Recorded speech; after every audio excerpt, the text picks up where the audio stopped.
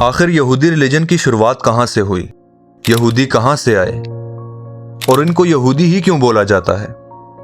آج کی اس ویڈیو میں ہم اسی پر بات کریں گے۔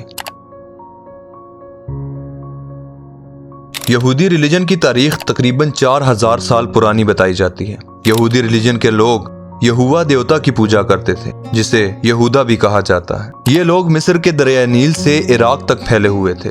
ان کا کوئی پراپر ٹھکانہ نہیں تھا۔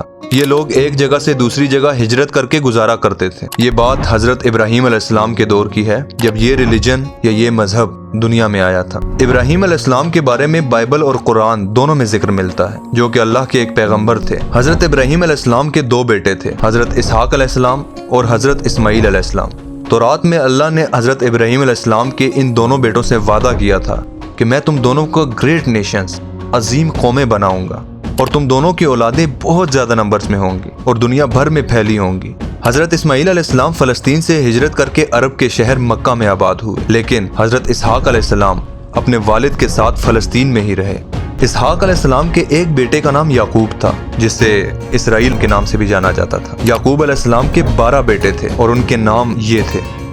یعقوب علیہ السلام اپنے 12 بیٹوں میں سے حضرت یوسف علیہ السلام سے بہت زیادہ محبت کرتے تھے، جو کہ بعد میں مصر کے بادشاہ بھی بنے۔ یوسف علیہ السلام سے زیادہ محبت دیکھ کر ان کے باقی بھائی بہت زیادہ جیلس فیل کرتے تھے۔ یعقوب علیہ السلام کے ان بیٹوں میں سے ایک کا نام یہودا تھا، جس کو آج بھی یہودی ریلیجن کے لوگ فالو کرتے ہیں۔ تو یہیں سے شروع ہوتی ہے یہودیوں کے اس مذہب کی شروعات۔ یہودیوں کی تاریخ لڑائیوں اور مصیبتوں سے بھری پڑی ہے۔ دھیرے دھیرے جب یہ لوگ تعداد میں کافی زیادہ بڑھنے لگے تو انہوں نے اپنے مذہب کو لے کر بہت سی لڑائیاں لڑیں، لیکن کچھ بھی ہاتھ نہ لگا۔ کئی صدیوں تک یہ سلسلہ چلتا رہا۔ بعد میں اس قوم کو مصر کے راجہ فرعون نے اپنا غلام بنا لیا۔ یہ لوگ مصر اور اس کے آس پاس کے علاقوں میں رہنے لگے۔ یہ لوگ یہاں پر کام کرتے اور غلامی کی زندگی جیتے۔ لیکن اس کے 400 سال بعد اللہ نے انہی 12 قبیلوں میں سے ایک قبیلے لیوی کی اولاد میں سے ایک کو چنا، جس کا نام موسیٰ علیہ السلام تھا، جنہوں نے اسرائیل کے 12 قبیلوں کو فرعون کی غلامی سے نہ صرف آزاد کیا، بلکہ ان سب کو اپنے ساتھ فلسطین کی طرف لے گئے۔ اور اللہ کے حکم سے موسیٰ علیہ السلام نے بنی اسرائیل سے کہا کہ فلسطین پر حملہ کرو، لیکن بنی اسرائیل نے حملہ کرنے سے صاف انکار کر دیا اور جواب دیا کہ ہم نہیں لڑنے والے یہ لڑائی، آپ اور آپ کا خدا ہی جا کر لڑیں۔ بنی اسرائیل نے ایسا کیوں کہا؟ اتنی سخت بات انہوں نے کیوں کی؟ یہ سخت بات انہوں نے اس وجہ سے کی کہ موسیٰ علیہ السلام کی فوج میں جتنے بھی لوگ تھے وہ بچپن سے ہی فرعون کی غلامی میں بڑے ہوئے تھے، لیکن ان کی سوچ اسی طرح غلام کی غلام ہی تھی۔ وہ فرعون کی غلامی میں بھی ڈرتے تھے، لیکن آزاد ہونے کے بعد بھی وہ ڈرتے رہے۔ اس وجہ سے انہوں نے فلسطین پر حملہ نہیں کیا، جس کی وجہ سے اللہ نے 40 سال تک انہیں اس صحرا میں رہنے کی سزا دی۔ 40 سال ہی کیوں؟ کیونکہ 40 سال میں ہی ان کی پرانی جنریشن، جن کی غلامی والی سوچ تھی، وہ ختم ہو گئی اور ایک نیو جنریشن، ایک نئی سوچ نے موسیٰ علیہ السلام کی لیڈرشپ میں جنم لیا، جو بالکل آزاد سوچ کے ساتھ بڑی ہوئی تھی۔ اور آخر بنی اسرائیل کی اس نیو جنریشن نے فلسطین اور جروزلم دونوں کو فتح کر لیا۔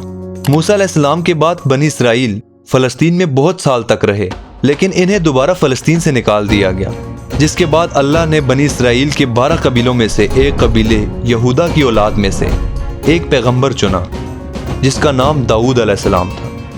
داؤد علیہ السلام نے جروزلم پر حملہ کر کے اسے دوبارہ فتح کر لیا۔ دھیرے دھیرے وقت گزرتا گیا اور کئی صدیوں کے بعد داؤد علیہ السلام کے بیٹے حضرت سلیمان علیہ السلام نے جروزلم میں مسجد اقصی اور ہیکل عثمانی، جسے 3rd ٹیمپل بھی کہا جاتا ہے، اس کی بنیاد رکھی۔ اب بنی اسرائیل سب سے طاقتور قبیلہ یہودا کی اولاد بن چکی تھی، کیونکہ سلمان علیہ السلام دنیا کے سب سے طاقتور بادشاہ کا تعلق یہودا کے قبیلے سے تھا۔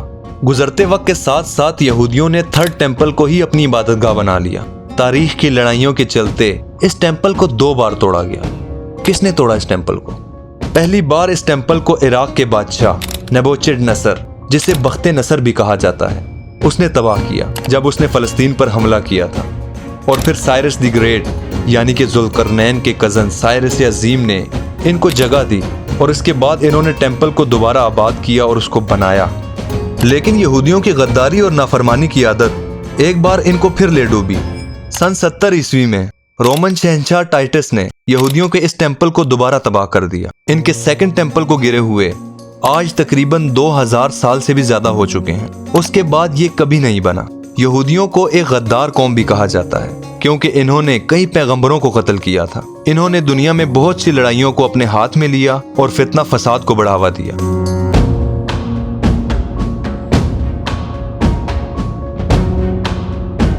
इनकी ज़ियोनिस्ट आइडियोलॉजी के मुताबिक सिर्फ यहूदी ही वो कौम है जिसे खुदा ने पूरी दुनिया में हुकूमत के लिए चुना है। बाकी दुनिया की तमाम कौमें इनकी नज़र में सिर्फ सेकंड क्लास लोग हैं जो बस इनके हुक्म की पासदारी करें। अपने तादाद की वजह से ये डायरेक्टली दुनिया को इन्वेड नहीं कर सकते थे, लेकिन अपनी सॉफ्ट पावर की वजह से इन्होंने सीक्रेटली पूरी दुनिया को एक ऑक्टोपस की तरह कैप्चर कर लिया है।